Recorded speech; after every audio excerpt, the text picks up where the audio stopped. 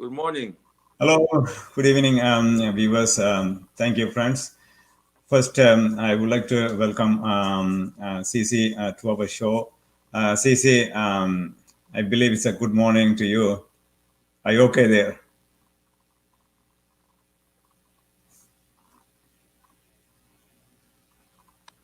Can you hear me?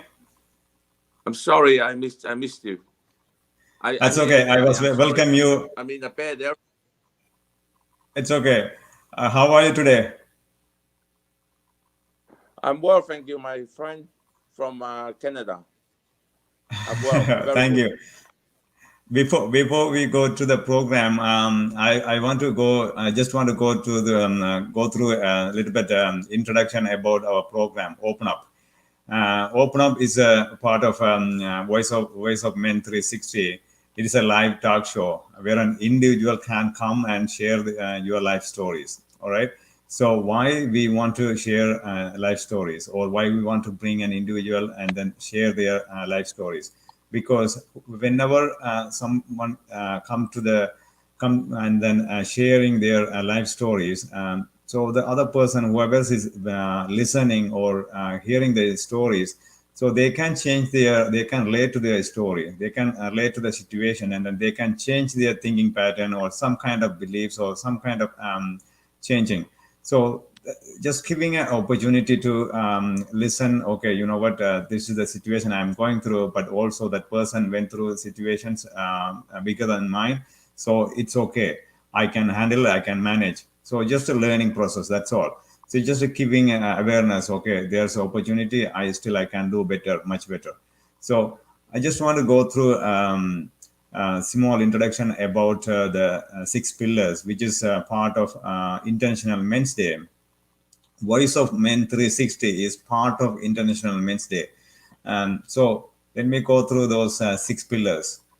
To promote positive male role models, not just movie stars and sportsmen, but everyday working classmen who are living decent, honest lives. Second, to celebrate men's positive contributions to society, community, family, marriage, childcare, and the environment. To focus on men's health and well being, social, emotional, physical, and spiritual. Fourth one, to highlight discrimination against men in areas of social services, social attitudes and expectations, and law. Fifth one, to improve gender relations and promote gender equality. Sixth one, to create a safer, better world where people can be safe and grow to reach their full potential. These are the six pillars. So far, IMD is focusing, and then about 90 countries. Last 20 years, they are taking some initiatives around the world. This is a history as over 26.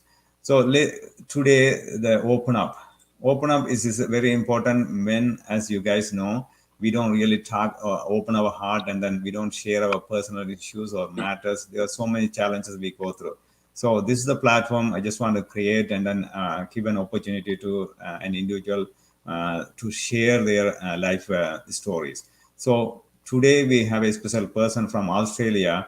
I'm glad I connected him with him too on Facebook, and then he really wanted to share his life stories. He has amazing stories to share. Once again, I want to welcome Ceci, and then let's start with your introduction. Let's give us a brief intro about yourself, Ceci. Hi, good morning, Ingevold.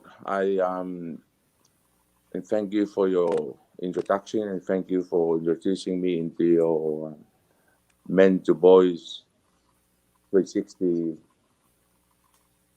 And I'm thankful that I've got this opportunity to speak. And also, I like to share my past history and how I was a young fellow, a young boy, and struggled in life and come up to who I am right now. And thank you very much for that. And I think this show will benefit a lot of people out there who have some sort of issues and problems in their life that they went through. And I feel that my experience that happened in the past will benefit a lot of those people. Yeah. So what are exactly doing right nowadays? So let us. So we will go from those service or profession. Yeah, what I do around these days, I work a little bit of security. That is in Australia we call it security guards or bouncers. But more than likely, we're looking after venues and restaurants, and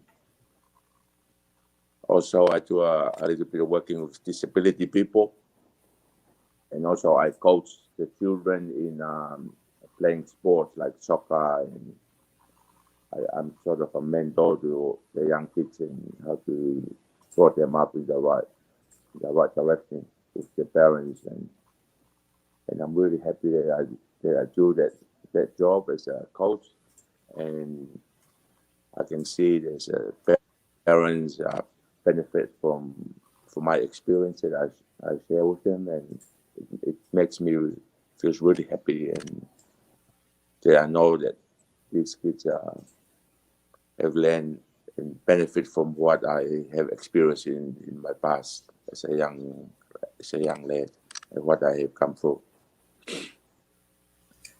So let me take you back old days, those early childhood. I would say 5, 10, 15 years old, but early child. You said that you have some story to share. So let's go back to those days because uh, that situation or those challenges we can relate, we can see, and then how you are doing right now. So it's very important. So can you share Richard here, please? Yeah, that would be great.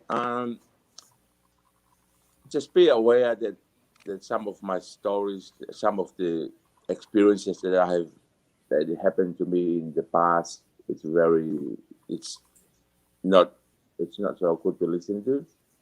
For some of you view if you're like under 18 or something, because it's not a good experience that I had been through. But it's good to show, it's good to share anyway, so people can sort of learn and something from my experience. I remember being I'm about 6 years old or 5 years old, and I went to the city with my father when my father was still alive. Then I'm coming back home. I remember running to my mother, and like she was greeting me coming back from the city, and that was the best moment of my life. I can't forget it. I was about 5 to 6 years old. Then when my father passed away when I was 7 years old, it was from that onward that my life has changed. There were abusive, there were physical punishment, there were sexual abuse, there were brainwashing in such a young age, at 8 years old. It was very, very, very difficult, and I guess you say challenge, but at 8 years old, I don't know how would you call that, but it's just unbelievable what I went through, especially the sexual abuse. And looking back at it now, I say it's just a learning gap, part of your life, and you can't dwell on it. You can't think it because this thing happened, and you can't sort of live with that moment. You have to keep moving forward and use it as experience that it happened, and just sort of learn from that experience. But if you do sort of stuck in that position and keep thinking about it, you'll never come out of it. So you have to keep moving by time and learning and go and move forward. Yeah. And that was about 8 years old. And 12 years old, I was adopted and moving to a different country and a different family. So that's another different experience altogether. And because every family had their own goals in life, and they have their own personality and culture. So I had to get used to another different culture, and another different family, and a whole new world altogether, which is Australia. That's where I am now. Then this family had their own way of treating people, and I guess I had to fit in and try to fit into their life, and it was not a good experience. It was not welcoming, but you have to move on. You have to live with it, and you just got to take it with both hands and say it's that's who you are. That's how life's out. That's how I believe in God, and I feel that's how God brought you to be, and it's got to live with it and take it with both hands. So I came through it, and that was around about 15. I felt that I wanted to take my life a couple of times just because of so many things that's happening, and I could not think for myself properly. My mindset was all negative at the time, and I just wanted to end my life a few times. But I guess, as I said, I feel there's a God out there who kept me moving and kept me going, and I guess I came out of it. There was around about 15, 16. Then up to 19 and 20 years old, I took the next step because I was hanging around with a lot of wrong people, and we were running amok everywhere we go, and there's a lot of violence in my life. Then I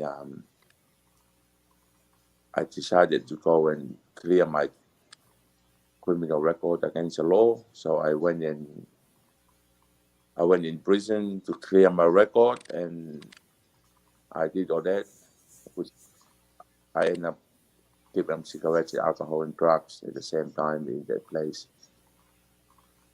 So that is another part of my life that I really appreciate, and I'm really thankful that it happened to me. And I made the right call to do that, to go in the prison and clean myself. Then when I came out, I realized that I had mental illness, but I didn't know what it was because I didn't understand what mental illness is at the time. I was good, and I was my life was sort of in a big whirlpool, which just keeps spinning around and around and around. Who am I? What am I doing? What's happening in this world? You live with that moment. You have to keep moving forward. Sorry, what was that? No. Go ahead. Yeah, and my head was keep spinning and spinning and spinning, and I mean thinking about what's happening in the world, what's happening to me, where am I going? Then I realized that there is God. Then at the same time, I feel that there was no God, because why am I in this situation? What's happening to me? Why am I? If there is God, why am I suffering so badly? Then I sort of thrust it aside and leave it aside and just keep going with all the negativity. I wanted to be a gangster. I wanted to be involved with crime and all those sort of things. And when I got involved with these sort of things, and there was people up there saying to me, "You are not that person. You are a good person. Just go back to who you should be, a real good person, and forget about all this little negative stuff." So I learned a lot from that person because I felt that he was the one that says to me, "No, you are a good person." So I changed my life, my view into life from there, and forget about being a criminal mindset and just went the other way. Then I started getting a job, and I was working really, really good. I worked for 15 years in one company. Then when I was working for the company, I was treated with a racial harassment in the workplace. That went on for 15 years. I was in one place for 15 years. It was so depressing, difficult. But as I said, you can't dwell. You just got to think it's just part of life. It's just part of growing up. That's all it is.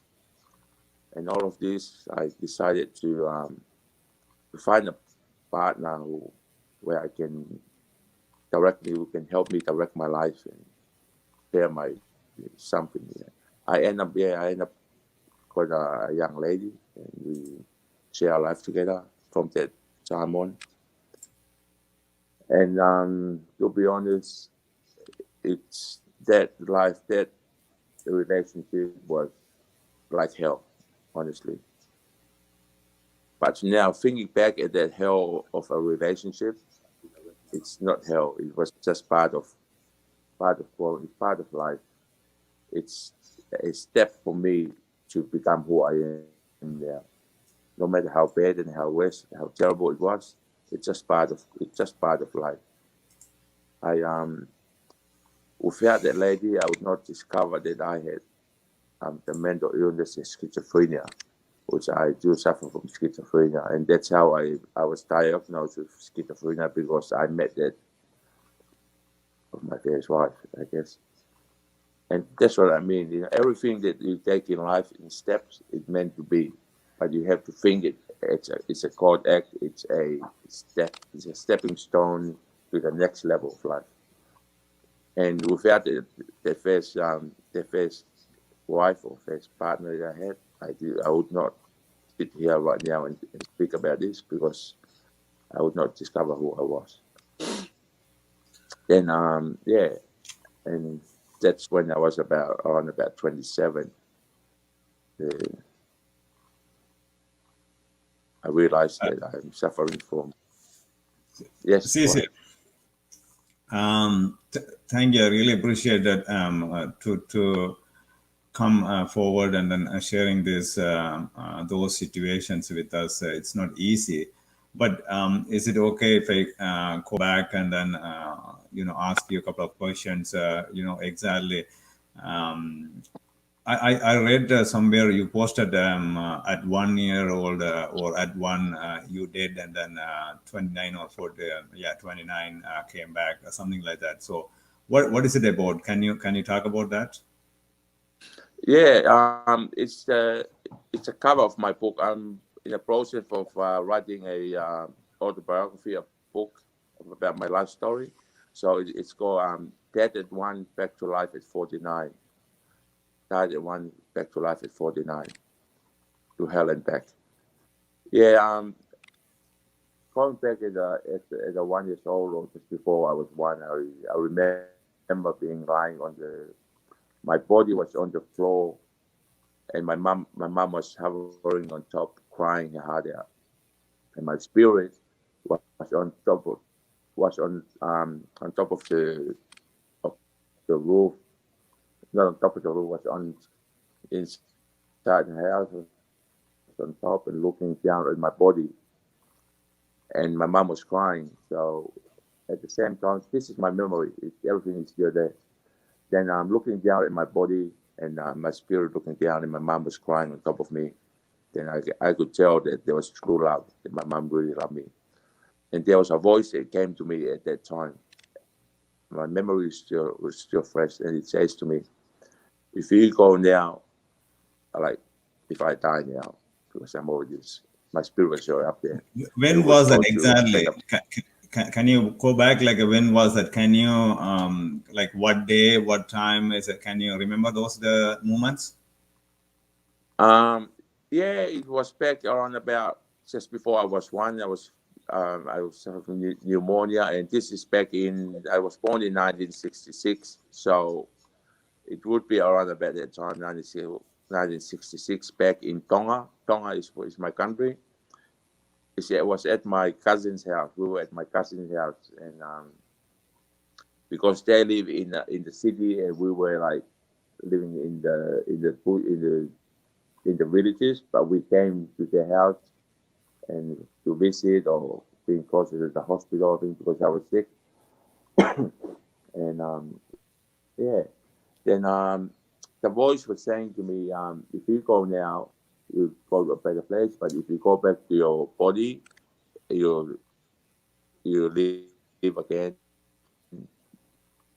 then you live a terrible, very, very, very bad life. I decided to go back to my body and live my life, and from going back to my body, and from there on till now, I mean, till I was 49, it was living in hell, to be honest. You said what you wanted to hear? No, it's a really a remarkable Oh, I story guess, here. yeah. It's a really it's a challenging too. But how do you see those moments when you look at back? Like when you hear those suicidal or any attempt or anything people taking in a wrong direction, I would say. So how did you come out from that? What was the major point to come out from that? Just going back and then share that those the possibilities or the hopes. Um, Honestly, it's just your memory of who you were as a young man, who you really were as because I always take myself back to when I was with my real mom and dad, 5 years old. I always take my mind back to that time, and even when my dad passed away, when I was still with my real mother, I can still remember the good time and all of those. I was normal. Everyone was normal. When you're 6, 7 years old, you feel that you were normal. So I always refer my life back to that happy time, because that happy time gets who you really are. Hmm. And Sure. whatever happened after that, it's it's just the problems the world had created, or the people have created to your life. They can misplace you and misdirect your ways. But if you just say, okay, this is me when I was this age, this is normal, I will just go back, put your mindset back in there and build your way back up to find the real you again. Yeah. Um, So you have to have a platform, as in by who you are really were as a normal person, and build just to find, yes, that's me. It's take maybe one little step at a time. sure. Yeah. Yeah. It's very, very slow and very, Let, very. let me ask you why do you want to help those people with the disabilities and coaching, that's what I want to get the inspiration or the influence going back to your old days or the life challenges you went through. I believe something is a very strong connection there. So talk about those, why do you want to help those people?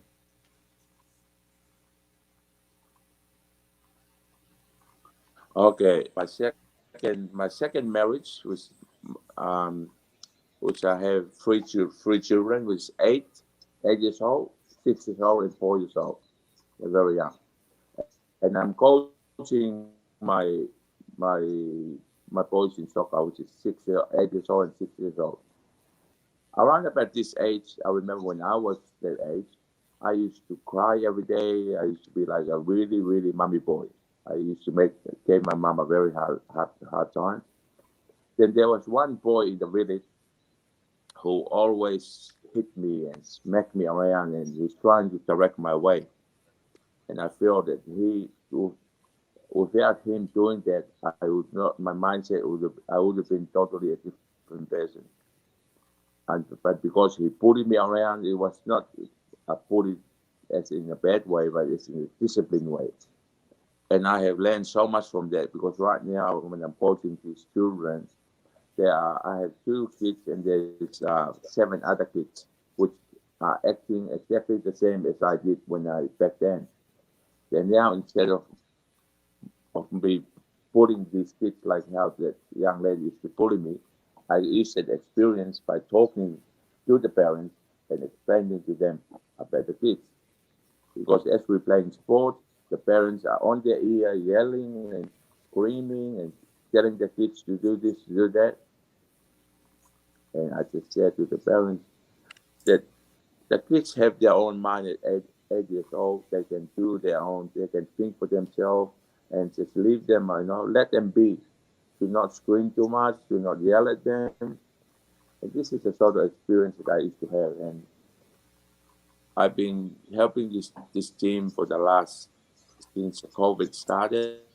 We opened again for about 2-3 months now, and I can see the kids has developed, and eventually the parents has laid off. They're not as hard as they used to be, not screaming anymore, and everyone's very happy. The mom and dads on last Saturday, yesterday, after the game, the kids are happy, the parents are happy, and I'm so proud of myself because I can tell, I can see that this experience I have done in the past and that I went through in the past, and now it's developing for the young this new family and the kids. I'm so glad and so happy. And the mental illness, which I suffer from schizophrenia, I'm looking after one man, and this man, he's 62. But his issues were his wife left him, and probably 20-30 years ago. Then his children got nothing to do with him. So all he talks about is what happened 30 years ago, how they left him, and etc. etc. etc. Then when I was introduced to him as a carer, I changed his mindset and spoke to him and said, listen, these things happened 30 years ago. This is 2020. You have to come back, get your life around, and come back to where you are now. So I mentor him and keep talking to him and try to get him back into 2020's mindset instead of living in the past. These are little steps that I have put into his life, and he's growing very, very well and very happy as an adult, living as an adult. Is that what you wanted to do? Yeah, I mean, I was kind of like shocked and emotional, like I'm listening to your story. This is the first time I am hearing, but a lot of emotions or a lot of struggles and challenges you went through. I know the schizophrenia, exactly what you're talking about. I'm witnessed, I'm experienced, it's very close, one of the members. So the I also not only that, but also you are helping one person because you went through the life situation that struggles, but now you are able to help somebody else. How do you see, like, let's say, when you hear those people, they are taking their own life or something like that, and generally talking about, like, I also want to share that there are a couple of organizations or some other places they are offering some help in Australia. Have you heard about it? Yes, I have had this Lifeline. You can just, if there's any issues that you have, I have ranked them a lot of time in my past. I have, you ring them up and there's someone there who can help you. Someone there who will talk to you. You spend 2 to 3 hours with them, and after that, your life will change a little bit. But it's just part of a relief way of the pressure from life. So it's called Lifeline. You can just ring them up and someone there will help you. Because some people they may not know that there's a organization or helpline, so they can reach out, because I come across a couple of them even on Facebook too. There are a couple of groups, they they do provide help, offer help. But I just want to go back to the book that you are writing about. Can you talk about a little bit more? Why do you want to write it, and then what's when you are planning to release it, or what's in there?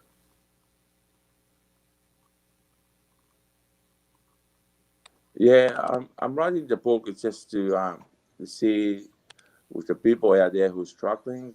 For example, there's a lot of people out there who struggle, but they got no voice. Most of the people have got no voice. They don't know how to explain themselves. They're totally lost. And these are the people who really, really need help. There's a lot of people. There's a lot of talk shows. There's a lot of motivational speakers. Of course, yeah, which they don't understand how to deal with the situation and speak about the situation. But the problem is they are not there right to the person who is suffering to understand and to get them out of the holes where they are in. And in my book I want to explain and be part of that person's life. So someone who can really be there beside these people and really get them out.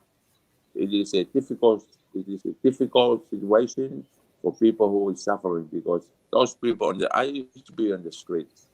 I used to walk into a restaurant and look 2 seconds and walk out. I was so uncomfortable. There's no way I would go and sit in there with those people. So it's a different level altogether. Just sitting in a restaurant, in a McDonald's or any little restaurant in the corner, there's no way I would go and sit there and face the people. That is a sort of mental illness that the people are suffering. But because not many people understand creepy, whoa, that's crazy, get out of here. And these people feel this sort of and because of that reason, they will only hurt them and their self-esteem and confidence will just keep going down, further down and down and down. And I was in that shoes. I was in that situation. But the difference is I had a dream to sit in that restaurant. That was my dream. One day I'm going to sit there.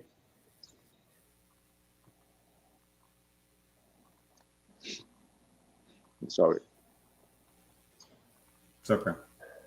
Take your time. It's okay. Take your time.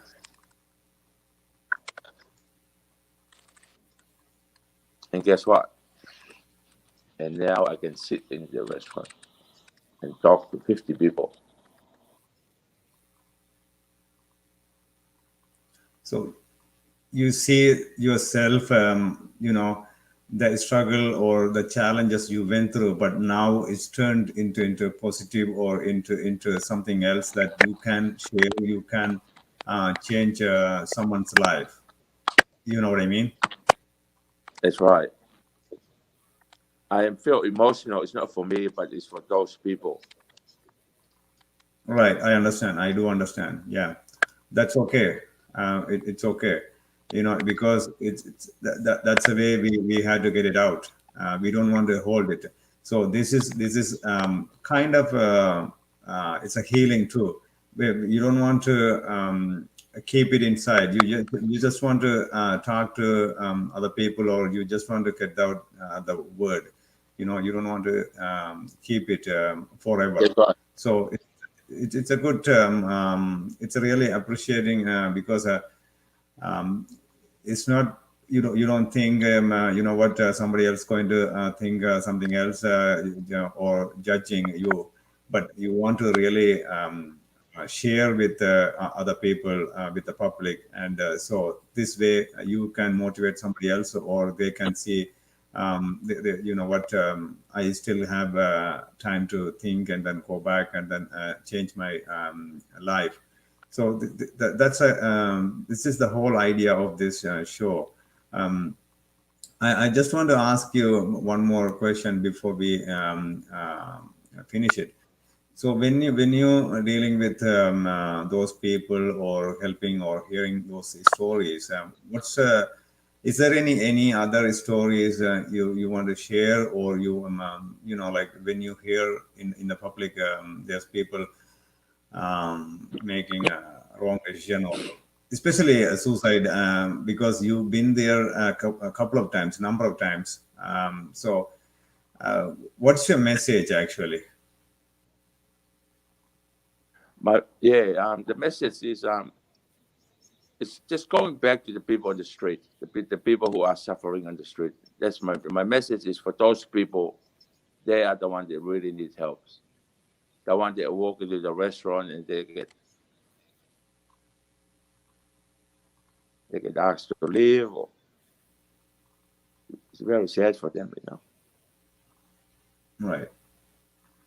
And So and these people, and the way life is, the way society, they put people in different levels, you know. And yeah, these people that walk into the restaurant, they can't sit down. They are in a dead end because people just put them in that category and they will never come out of it, you know. But I have come out of it. right. I'm glad we are connected Right. on Facebook. Go ahead. Sorry. And that's why I want to write the book so people can sort of know that they can come out of this poverty. You know what I mean? Sure. Yeah. Absolutely. Yeah. The reason why I'm emotional because it's truth. That the reason why I'm emotional because this is truth, and I have come out of it, and I felt that God is with me, and I'm here for a reason, and I want to get this book out. So just a matter of time. It's true. Yeah. Thank you. I can see, I can connect with those moments. I really appreciate to come and to first of all you accepted. Okay, you know what? I want to really share with other people about your life and then life situations. It's not easy. Um, at the same time, especially on a social media, right? Because somebody else can change their mindset, can change their thinking pattern. It will help some down the road. Even let's say your message can take by somebody, and then they can hear the a message, and then they can get the idea, and at least somebody else can change their life situation though. I really appreciate that, Sasi.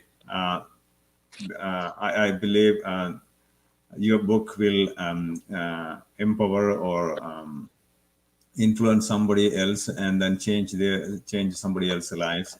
I really appreciate that for come and talk to us today. Thank you. And for viewers, friends, I just want to share one thing that this is the whole idea of bringing somebody to this show and then sharing their life stories, because you can connect with those situations and then see that why you want to do it, or how did you come out, something like that, right? It doesn't matter like any kind of situations, but at least there's a one word or one situation or one message you can connect with those individual or with their say life situations. So he was not only one situation but number of times, not only the depression but also some other abusing or anything you can name it. But the life story will have or has some message for us, right? So this is the again on Sundays from 10 to 10:30 in English, in Canadian time. We are doing that. So if anybody is willing to share your life story, I'm more than welcome. There's no age limitation. There's no age, gender limitations. Any part of the world, anyone can, come and share your life stories. And also on Saturdays for outside of Canada, 8:30 to 9 o'clock, I don't really cut off in the middle of the conversation because you are sharing your life story, so I don't just cut off you. So the other thing is, within half an hour or 1 hour, we cannot really bring one person's life, but at least there's some messages in the conversation. So this will inspire, influence somebody else, right? Thanks a lot, guys, for watching, and then please continue support, and then we will meet on the next episode. All right. Thanks a lot. Once again, Siesi, thanks a lot. I really appreciate it. Thank you. Take care. Bye.